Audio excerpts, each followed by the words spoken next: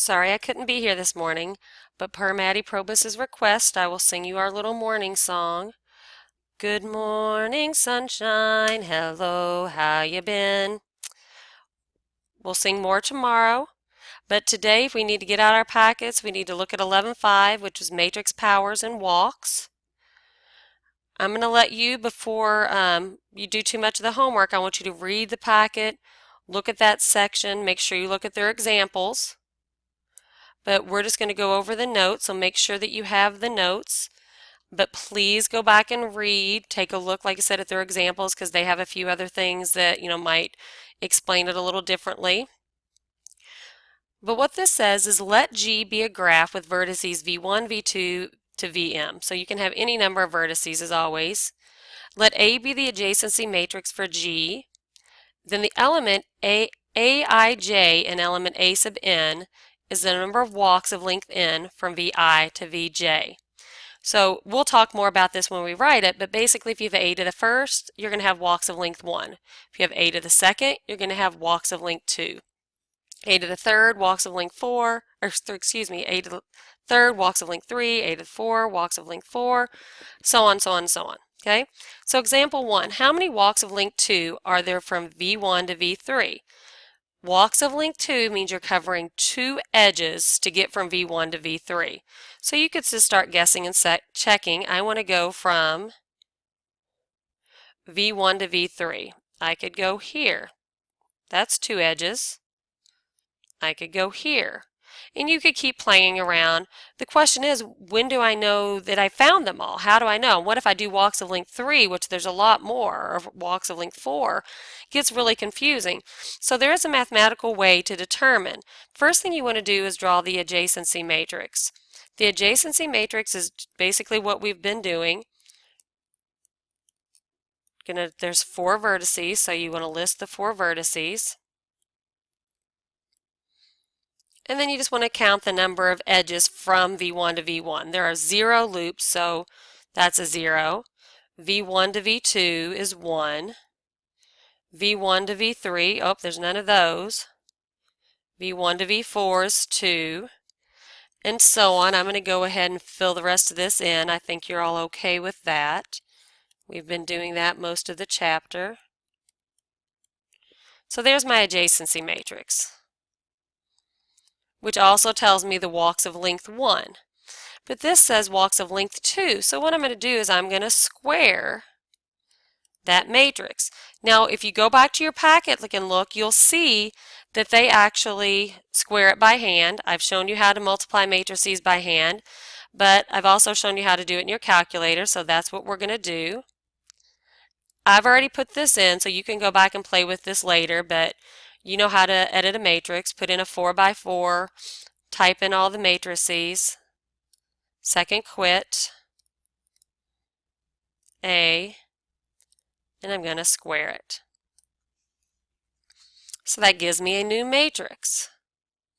The new matrix is 5, 2, 5, 1, 2, 3, 2, 4, 5, 2, 5, 1, 1, 4, 1, 9. So now let's answer the question. The question was how many walks of length 2, so that's why I squared it, from V1 to V3. Relabel this.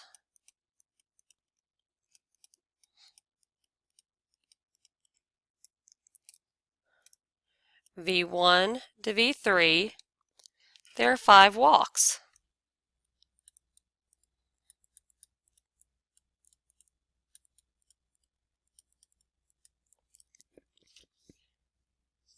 Now it doesn't ask me to find them, but I could, and I would know that I need to find 5 of them. So you have a try it here. I want you to take a second, and I want you to determine how many walks of length 2 from V2 to V4, and I actually want you to list them. So I'm going to pause here just a minute. I'm going to let you take a second to figure out how many walks of length 2 from V2 to V4, and then I want you to list them.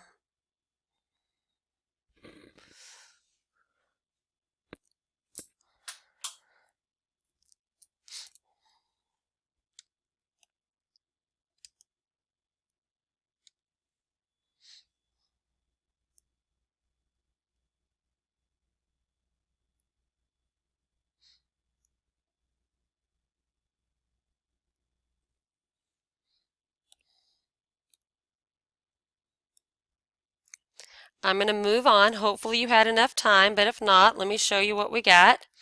V2 to V4, there are 4 walks. But again, I ask you to actually find them. So from V2 to V4, 4 walks of length 2. So I could go E2, E6. Length 2 means you cover 2 edges to get there. I could go E2, E3. I could go E1, E5. Or I could go E1, E4. And I know I found them all because the matrix told me that there would be 4 walks from V2 to V4. Let's go down to example 2. Determine the walks of length 3 between V1 to V2 in the graph of example 1. So since it says walks of length 3, I'm going to take that same matrix and I'm going to raise it to the 3rd power.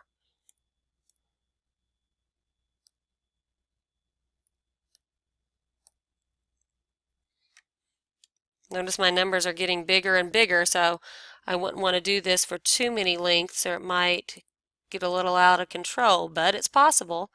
I could go to the 4th power, and every matrix is going to be different. Every graph is going to have different values.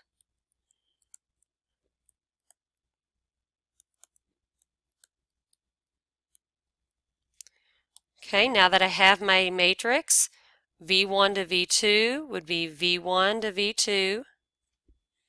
So the answer is there are 11 walks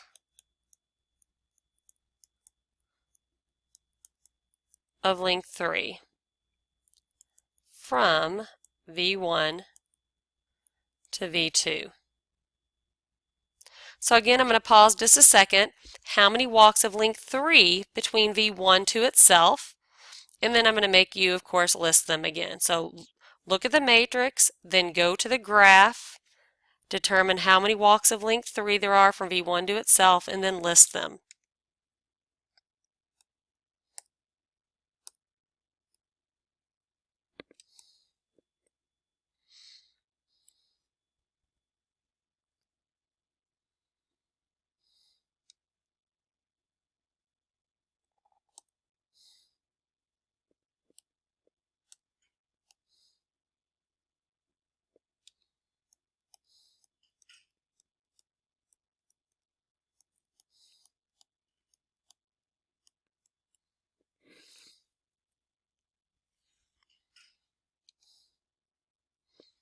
Okay, let's look at the matrix. V1 to V1, there are 4 walks. And let's go up to the graph, see if we can find them.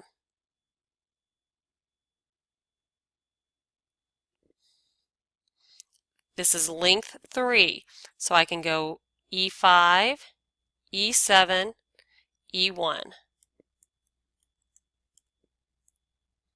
I could go E4, E7, E1.